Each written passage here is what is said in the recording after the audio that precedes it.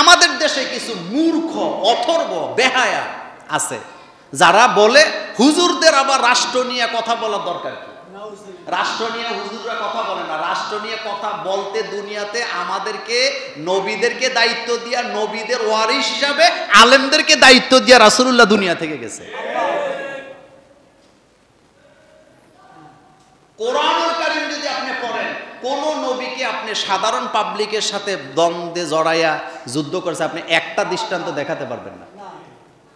প্রত্যেকটা দ্বন্দ্ব হয়েছে রাষ্ট্রপ্রধানের সাথে, তখন যে ক্ষমতায় ছিল তার সাথে কি দ্বন্দ্ব। নমরুদ বললেন আমাকে বুদ্ধি দাও ইব্রাহিম যাতে দুনিয়াতে আসতে না পারে। আমি পুরো ঘটনা বলবো না। আচ্ছা এবার বলেন তো, ইব্রাহিম আলাইহিস সালামকে দুনিয়াতে পাঠাবেন, সিদ্ধান্তটা কার? আল্লাহ। আর ইব্রাহিম আলাইহিস সালামকে দুনিয়াতে আসতে দেওয়া হবে না, এই সিদ্ধান্তটা কার? নমরুদের। নমরুদের। কার? তা কারটা টিকবে? জোরে বলেন, কারটা টিকবে?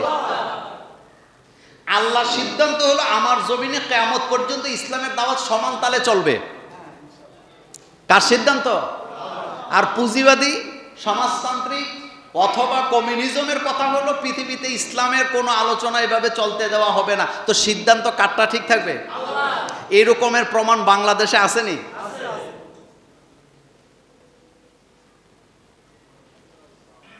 কোরআনের আইন ছাড়া রাষ্ট্রে মদ জুয়া বন্ধ করা যাবে না। কোরআনের আইন ছাড়া জিনা বন্ধ করা যাবে না। কোরআনের আইন ছাড়া জুলুম বন্ধ করা যায় না। যেই জিনিস এই জাতিকে নষ্ট করে দিচ্ছে সেই জিনিস হলো নেশা। বলেন কি? যুবক যুবতীদেরকে ধ্বংস করে কিসে? নেশায়। বাংলাদেশে কলেজ ইউনিভার্সিটিগুলোতে ভর্তির আগে ডোপ টেস্ট করানো উচিত, তে ধূমপান করে কিনা। চাকরি দেওয়ার আগে ডোপ টেস্ট করানো উচিত, সে ধূমপান করে কিনা, নেশা করে কিনা। কোন কলেজের ছেলে যদি ধূমপান করে তাকে কলেজে ভর্তি হতে দেওয়া উচিত না। কারণ সে যদি কলেজে ভর্তি হয় আরো 10-20টা পোলাপানকে সে নেশা কুরবানিয়ে ছেড়ে দেয়।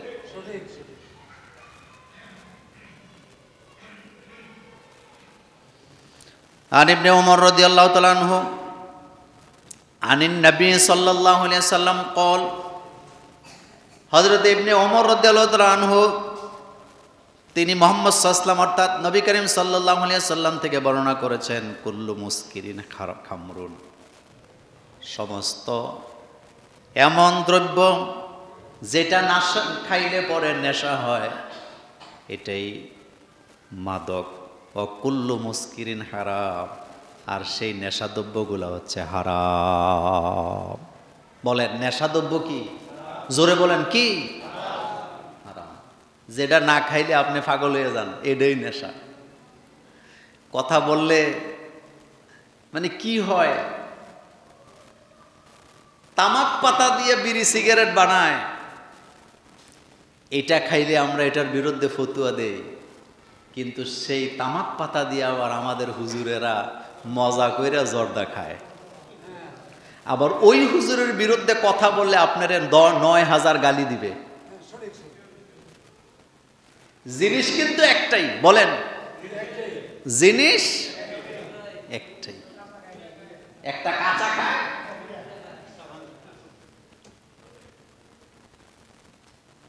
মানে পান খান, এটা তো খাদ্য, কিন্তু এটার সাথে জর্দা খাইতে হবে কেন? আপনি কেন খান? আবার আমাদের দেশের কিছু হুজুর আছে, ওনাদের মুরিদেরা, ওনাদের কি বলে অনুসারীরা, যেহেতু হুজুর জর্দা খায়, পান খায়, এটার সোয়াবের জিনিস মনে করে।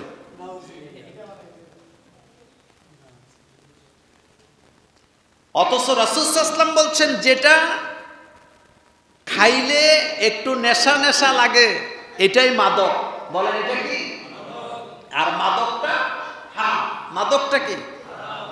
পান খাওয়াই না মানুষ যে জর্দা খায়, জর্দা ছাড়া থাকতে পারেনি, পারে না, এটাই তো নেশা। আপনি যেটা খাইলে না খাইলে থাকতে পারেন না, এটাই কি? তো এটা খাওয়ার দরকারটা কি? আচ্ছা ওকে মানলাম হুজুর সাহেব খায় বা ভালো মানুষরা 2-1 খায় জর্দা। আচ্ছা বলেন তো জর্দা খাইলে কি উপকার আছে শরীরের? এটার কি ভিটামিন আছে? কথা আসতে বলেন কেন? তো কেন খাবেন এটা?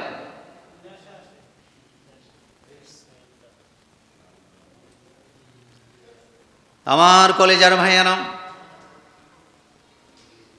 আমি খাই বলে আমার পক্ষে এটা ফতুয়া দেওয়ার কোনো সুযোগ নাই। গায়ের জোরে কত কথাই তো বলা যায়, কিন্তু গায়ের জোরে আল্লাহর আদালত থেকে বাঁচা যায় না। গায়ের জোরে বলতে পারবে মোল্লা নাজিম এই যে জর্দার বিরুদ্ধে কথা বলছে, সে মূর্খ, সে লেখাপড়া জানে না, সে এই সে সেই, গায়ের জোরে বলা যাবে অমুক দলের দালাল, গায়ের জোরে বলা যাবে, কিন্তু আল্লাহর কসম আল্লাহর আদালত থেকে গায়ের জোরে বাঁচা যাবে না।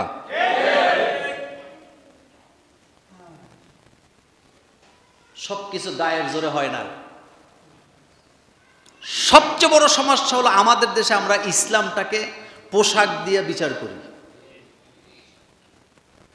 গত জুমায় বলেছিলাম, আবু জাহিলের লম্বা দাড়ি ছিল নি, লম্বা পাঞ্জাবি ছিল নি, পাগড়ি ছিল নি, তাই হেতে বোধহয় কাবার ইমামতি করছে। আস্তাগফিরুল্লাহ, নাউযুবিল্লাহ।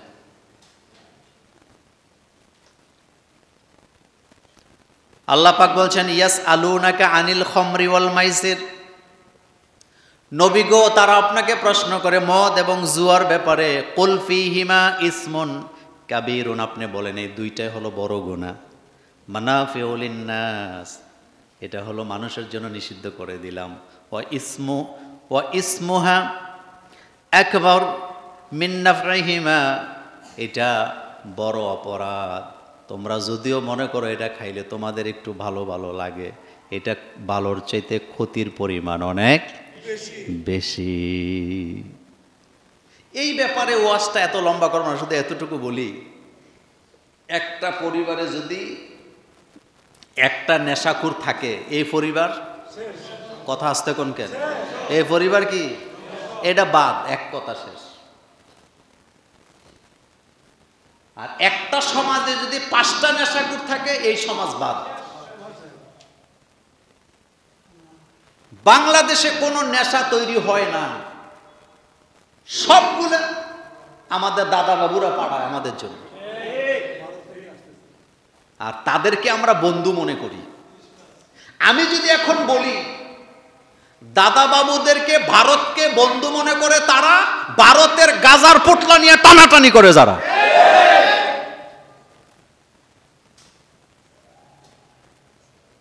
আমি ইসলামের কথা বললে তুমি আমাকে অমুক দেশের তমুক দেশের দালাল বলো, তো তুমি যাদের দালালি করো তাদের দেশ থেকে লক্ষ লক্ষ কোটি কোটি টন কি বলে নেশাদ্রব্য বাংলাদেশে প্রবেশ করে, তাইলে তুমিও তো নেশাখোরের দালাল। ফেনসিডিল বানায় বাংলাদেশে না ভারতে? গাঁজার চাষ হয় বাংলাদেশে না ভারতে?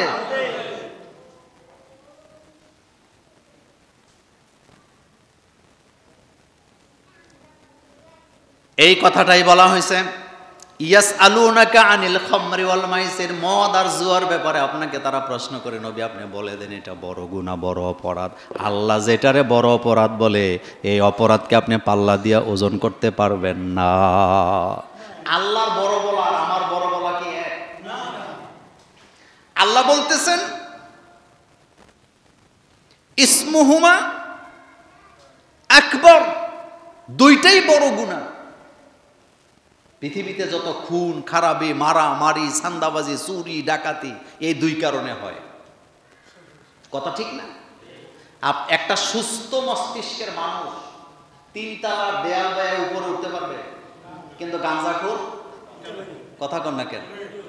আমার পাশের বাসার বিল্ডিংটা হচ্ছে আপনার 13-14 তলা। একটা নেশাখোর এই টাইপের একটা বিল্ডিং এর 7-8 তলার উপরে চলে গেছে। আপনি চিন্তা করতে পারেন? যখন তারে দৌড়ানি দিছে, ওরা ঘুরে লিফটে আসার আগে হেঁটে নেমে গেছে, নেমে গেছে, পুরা শরীর এমন অবস্থা তার, নেশাখোর।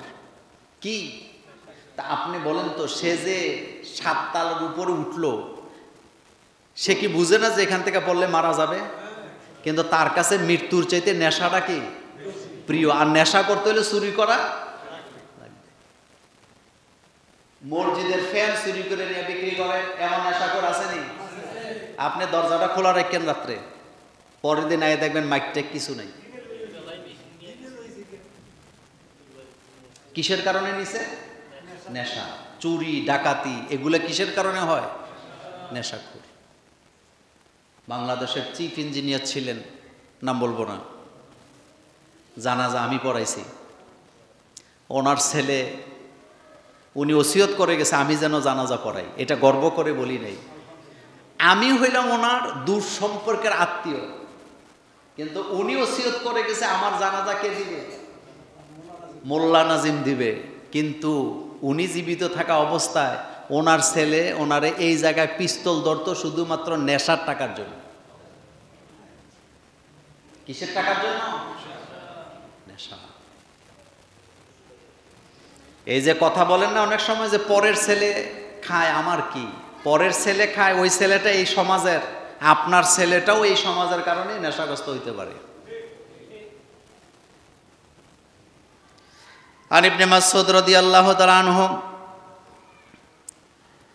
আনিন নবী সাল্লাল্লাহু আলাইহি সাল্লাম কল, ইবনে মাসউদ রাদিয়াল্লাহু তাআলা আনহু বলেন, লা তাজুলু কদামা ইবনে আদম ইয়াউমাল কিয়ামাতি হাত্তা ইউসআল আন খামসিন। ইউসআল আন খামসিন। হযরত ইবনে মাসউদ রাদিয়াল্লাহু তাআলা আনহু বলেন, লা তাজুলু কদামা, বনি আদম নিজেদের পাকে হাসরের মাঠে নাড়াচাড়া করতে পারবে না পর্যন্ত ইউসআল আন খামসিন, 5টা প্রশ্নের জবাব দিতে না পারবে। যেভাবে আছেন সেভাবে দাঁড়ায় থাকবেন, পা নাড়াচাড়া করতে পারবেন না। আন উমরি ফিমা আফনা, প্রথমে জিজ্ঞেস করা হবে তোমার জানি হায়াত দিছিলাম, তুমি হায়াতটা কোন কাজে ব্যবহার করছো? অন শাবাবিহি ফিমা আবলা ও আন মালিহি ফিমা আইনা ইকতাসাবা, তোমার যে যৌবন দিছিলাম, শাবাব দিছিলাম, কি দিছিলাম? শাবাব, যৌবন দিছিলাম, যৌবনটা কোন কাজে ব্যবহার করেছো? আহারে, আমাদের দেশের ম্যাক্সিমাম যুবকেরা নিজেদের যৌবনটাকে বিনা পথে খারাপ পথে খরচ করে দেয়, এমন কোটি কোটি যুবক আছে না? না ও যুবকেরা, এমন নেতার পিছে কেন তুমি ঘুরো যেই নেতা নিজেও সিগারেট খায়, তোমাকেও সিগারেটের টাকা দেয়? এমন নেতার পিছে কেন ঘুরো যেই নেতা তোমাকে নামাজের কথা বলে না, তাহাজ্জুদের কথা বলে না, কোরআন পড়ার কথা বলে না, হাদিস পড়তে বলে না, রাসূলের আদর্শ অনুযায়ী জীবন চালাতে বলে না? এমন নেতার পেছনে, এমন লোকের পেছনে কেন তুমি ঘোরো? অথচ রাসূল ছাড়া কাউকে অনুসরণ করা যায় না। আমার কলিজার যুবকেরা, এমন নেতার পিছে কেন ঘুরো যেই নেতা তোমারে নামাজের তালিম দিতে পারে না? এমন নেতার পেছনে কেন তুমি ঘুরবা যেই নেতা বলে আমি শরীয়ত মানি না, শরীয়তে বিশ্বাস করি না? এমন কথা যারা বলবে তারা কাফের, তারা কাফের, তারা কাফের, তারা কখনো মুমিন থাকতে পারবে না। শরীয়ত কে দিয়েছে? আল্লাহ। এত আস্তে বলে আওয়াজ যাবে না। শরীয়ত কার? আল্লাহ। কোন নেতার তৈরি শরীয়ত এটা না। পৃথিবীর কোন সংবিধান দিয়ে শরীয়তকে খর্ব করার কোনো সুযোগ নাই। পৃথিবীর কোন নেতার কথা দিয়ে, নেতার মতাদর্শ দিয়ে, পৃথিবীর কোন রাষ্ট্রের সংবিধান দিয়ে ইসলামকে খর্ব করার ক্ষমতা কারো নেই।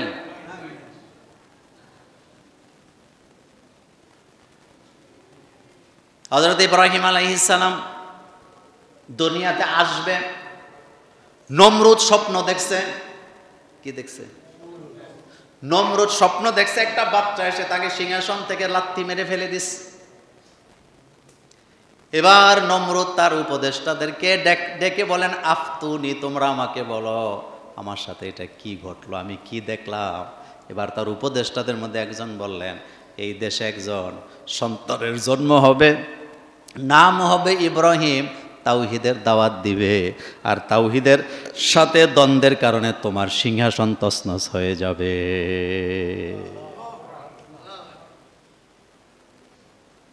আচ্ছা, আপনি একটু চিন্তা করেন তো ঠান্ডা মাথায়, নবীরা ছিলেন ধর্ম প্রচারক, বলেন কি, তো নমরুদের সিংহাসন ধ্বংস হবে কেন? এই জিনিসটা আমাদের দেশের নেতাদেরকে আপনি বুঝাইতে পারবেন না। আচ্ছা, মুসা আলাইহিস সালামের দ্বন্দ্ব কি সাধারণ পাবলিকের সাথে ছিল না রাষ্ট্রপ্রধানের সাথে ছিল? রাষ্ট্রপ্রধানের নাম কি? ফেরাউন। আচ্ছা, হযরত ইব্রাহিম আলাইহিস সালামের দ্বন্দ্ব কি সাধারণ মানুষের সাথে ছিল না রাষ্ট্রপ্রধানের সাথে ছিল? জোরে বলেন। তো রাষ্ট্রপ্রধানের নাম কি? নমরুদ। তো রাষ্ট্রপ্রধানের সাথে দ্বন্দ্ব কেন?